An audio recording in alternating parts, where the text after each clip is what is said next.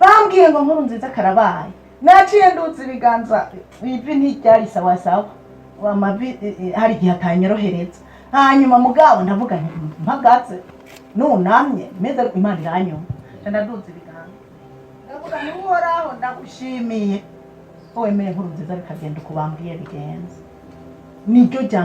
Niryo jambo rya mbere ryamvuye mu kanwa, kandi nasanze ari ikigwanisho gikomeye nshaka kukibaha. Ni ikigwanisho gikomeye. Niwumva ngo umuntu aragututse, ereka Dawidi yaranyigishije, ariko Dawidi Shimeyi akamutuka asura ivumbi, genda urakagendasha, ibyo wakoze nawe bikugarutseko, genda asura ivumbi amutuka ingenda, bagenda nawe agenda en parallele agenda aramutuka. Aho rero n'umwami, ingabo ziramukikije. Abaho bene Seruwiya ati yo Mutamba oya tureke tujabuke gatoya kajyaga ijya ntakebwa mbega bamwese mbari mupfuye tuyikizosi tumukizosi. Dawidi arababwira ngo nimureke, ntawe ubizi, wasanga ari Imana yamubwiye ngo antuke.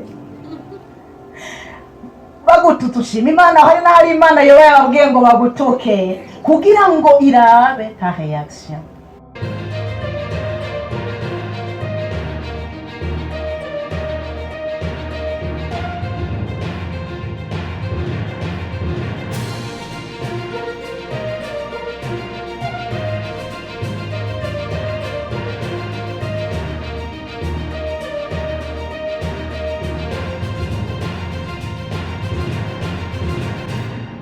Gatanu umurongo wa 19 umurongo wa 20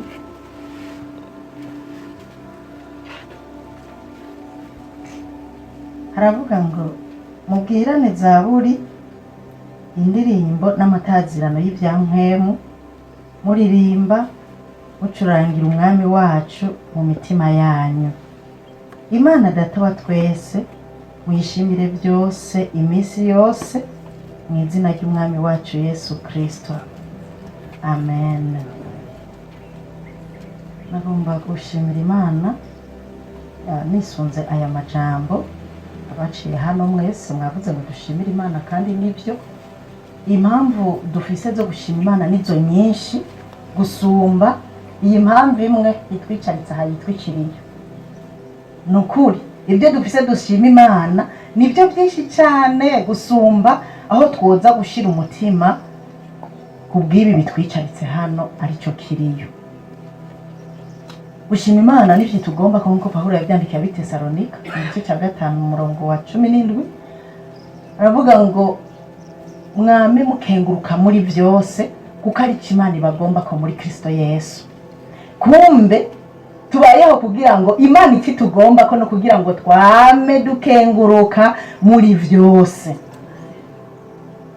Pawulo abandikira aya majambo ubwiwe yaramaze guhura n'ibimubabaza byinshi, yaramaze guhura n'ibimunezera. Abandikira b'Itesalonika kwari kubibutsa ati uko biri kose mwobabara, mwohura n'ibibagerageza, ariko mumenye icyo Imana ibagomba ko nukwama mukenguruka iminsi yose muri byose muri Kristo Yesu.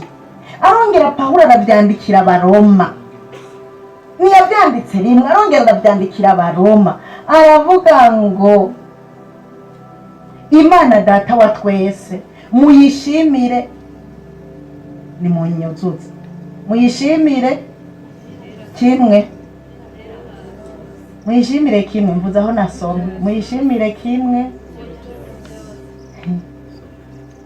Uyu munsi kuwa gatanu bishimire, bishimire. Handitse ngo Imana data wa twese muyishimire byose iminsi yose, si uyu munsi kuwa gatanu gusa, iminsi yose mu izina ry'umwami wacu Yesu Kristo. Ibyo Pawulo ubuzima yabayemwo yarayobewe yuko iminsi yose bitama byera, yarayobewe ko iminsi yose bitama ari iby'umunezero, yarabizi neza. Ariko arababwira ngo n'abanyefeso, arongera arababwira ngo Imana data wa twese mwame muyishimira iminsi yose muri byose mu izina ry'umwami wacu Yesu Kristo. Rero iri niryo jambo jewe kuva ndarimenye, kuva ndaritahuye, rimbeshejeho kandi bigatuma mera ukomeze uko mubona ameze uyu munsi. Aya majambo narayasomye ndavuga kumbe undi Imana tugomba ko nuko twokwama dukenguruka iminsi yose, biguma canke vyoroha dushime. Ndavuga nti ibintu biragoye, ariko mugabo nimba byanditse mu ijambo ry'Imana birashoboka. Cyane atangura ndagira umwimenyerezo wo gushima. Cyane soma ukuntu yongeye arandikira Abaroma 8:28 aravuga ngo kandi kubakunda Imana byose bifataniriza hamwe kubazanira ibyiza abahamagawe nk'uko yabigabiye. Haleluya! Abahamagawe, abakunda Imana kandi bahamagawe nk'uko yabigabiye, byose bifataniriza hamwe kubazanira ibyiza. Rero ikimenyekanisha yuko uri ukunda Imana wahamagawe nk'uko yabigabiye nuko ushima muri byose, ukamenya ngo bizonzanira ibyiza. Erega hari igihe umuntu ashira tugiye mu bwenge umuntu yiyumvira urupfu ruzonzanira icyiza kigarema, ariko burya birahari. Nukuri imbere yanje birahari, sindabibonesha amaso uyu munsi, ariko birahari.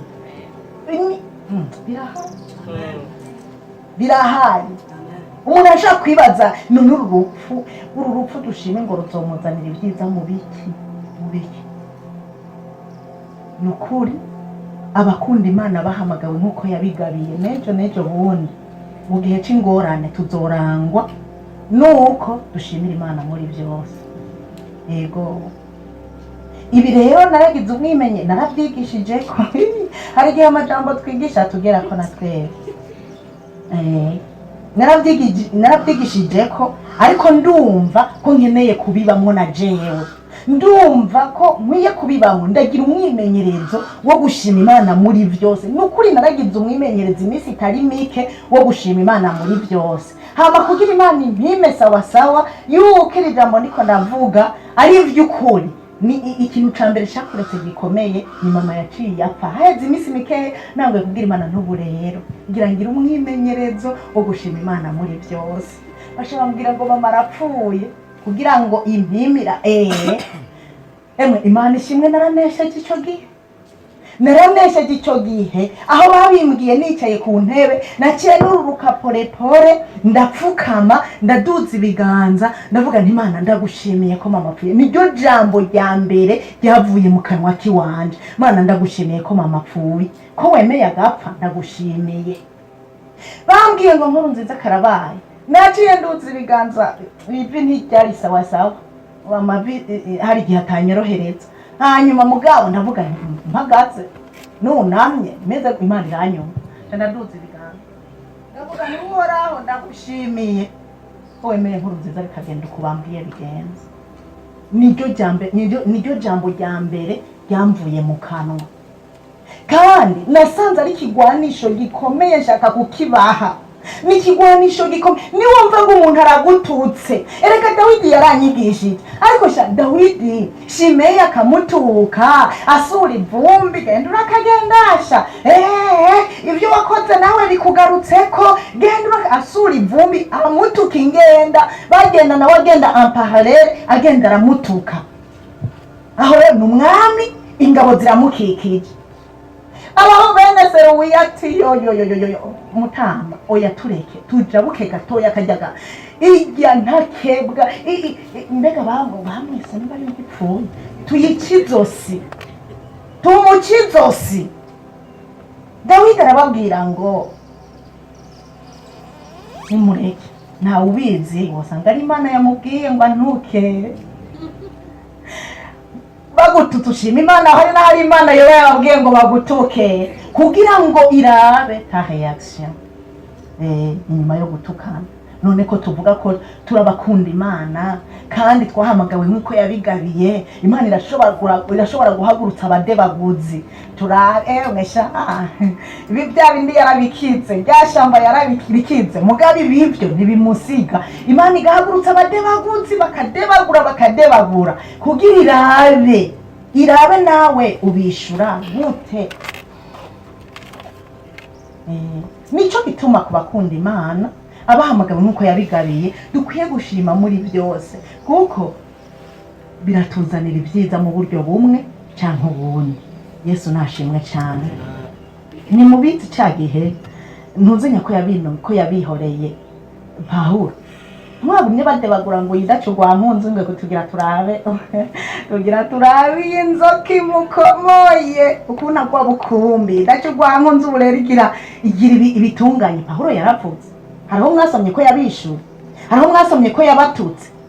Pawulo yarinumiye kumbe yanumye ariko aravuga ngo iyi dacu rwa mpunzi igira ikore mubone ko ari Imana. Iyi dacu rwa mpunzi iri muri jewe. Mu bisanzwe iyi nzoka inkomoye ntikomoye jewe, ikomoye uri muri jewe. Babadebaguzi baradebagura, bararindira kwa hwera barabura, bararindira kwapfa barabura, baca barahindura imvugo bati rero bwa bundi Pawulo n'umwana w'Imana, ni Imana. Haleluya. Tunume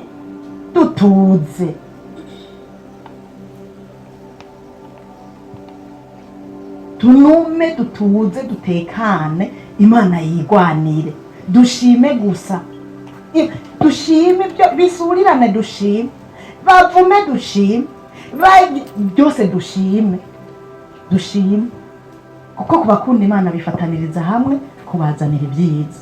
Iri jambo ndagira ndababwira jewe niryo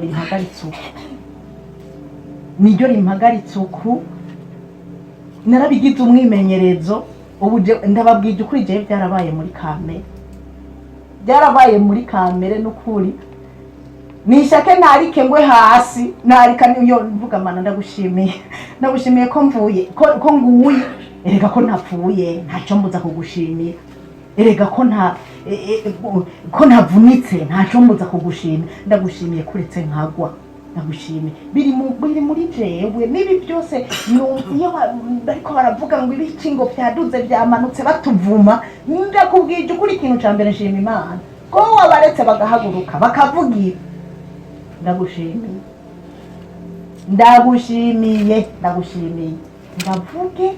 nibavuge jewe ndagushimiye.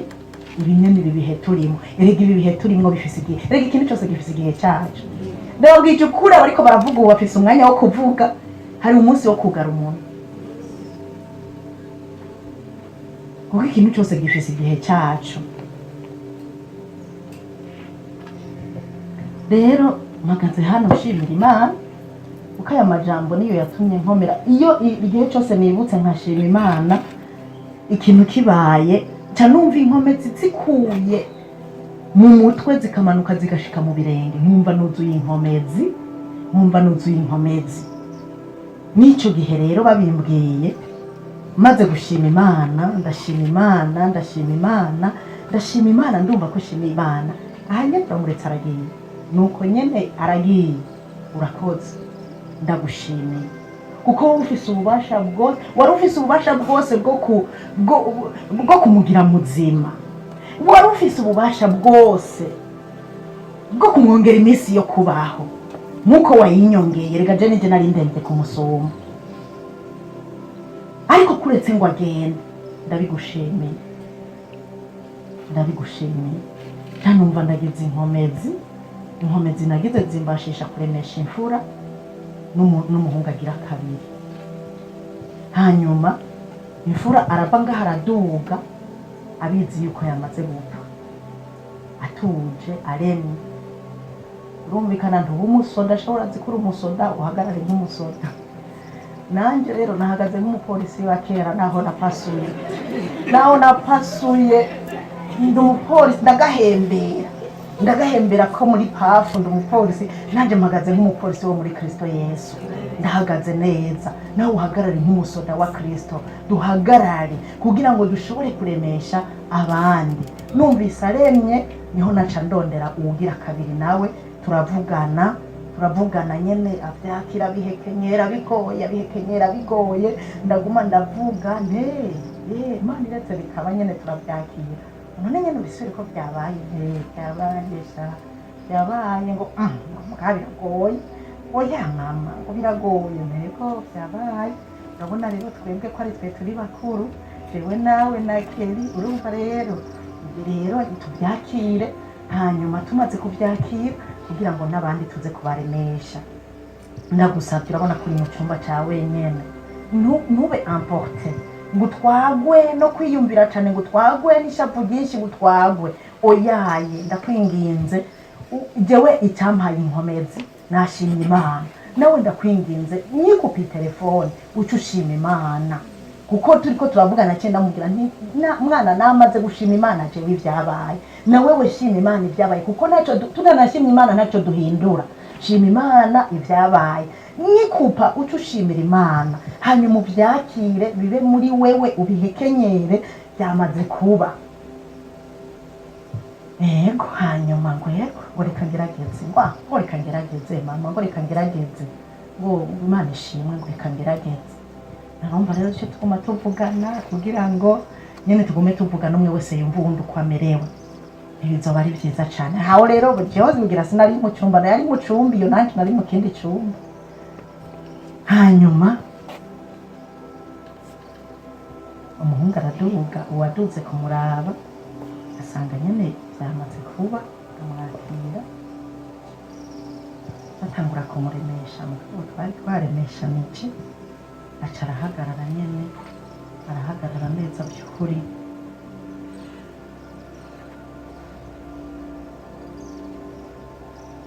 nukuri Imana niyo yaduhaye inkomezi abyemeza ko inkomezi uvise inkomezi zishobora kugira umukobwa w'imyaka 10 ziva ku Mana abo nibo niyumvira cyane avuga ntibajya abahungu b'umengo barakongataye ariko ubwo bukobwa ubwo jewe sinzi ukuntu nza kubugira ninabivuga biza kugenda gute bwa bukobwa bubyakira gute kariya gakobwa kaguma kantelefona akajya rero mu minota ya nyuma yaranyagisereye mama papa ameze gute none kutanyishura papa ameze gute none we nimuvuganaga mama yigira weje aha ikaranyagiserera kubera yabajije mukuru we Keri amwishura ngo mama araza kukubwira kubera twari twabivuganye ko ari cyo gutanga inkuru ngo mama araza kukubwira caranyagiserera none mama ameze gute bambe papa ameze gute kutambwira none we nimuvugana nguma nikawusha ntoya n'ibindira tuvugane mu kanya indira tuvugana aho nariko ndapanga ukuntu begerana kugira nce ndabahamagara kuri ya pere video ndababwire ndiko ndabaraba hanyuma nyine ndababwire ibyabaye baregeranye ndababwira kuko byasaba aho rero je nari nabiraranye ijoro ryose nari nabyirirwanye umunsi wa mbere ndavyirirwana umunsi wa kabiri aba nababwiye saa 8 niho nabibabwira kandi kuko urumva nyene nubwo yari umuvyeyi wabo yari n'uw'igihugu byasaba ko natanga igihugu kubivuga kuko abo ndabivuze ko mbere bari kugira ibishika bagaca babwira abandi iki byasaba ko natanga igihugu kubivuga hanyuma rero ndarindira tubyumvikanye rero ko communique bayihejeje bagira baze kuyisoma kuko nari nasavye ndabasaba ntimutse gusoma communique ntarabwira abana kugira ngo ntibumve communique ngo bumve communique imbere yuko ndababwira bayihejeje rero communique bacu barambwira kugira nce mbwira abana niho rero naca ndababwira ego baranyumviriza ndababwira ntirabukomeze nanjye sindiko ndarira namwe rero nimwanarira mugabo murire mwihanagure kuko byamaze kuba ntacyo turi buhindure ndashimira Imana nyene ko uko babigenjeje baragiye bararira akanya gato hanyuma barihanagura nk'uko twabivuganye nace ndababwira ndabasabye muze mushima Imana haba ijambo ryo gushima riba ryo riba muri mwebwe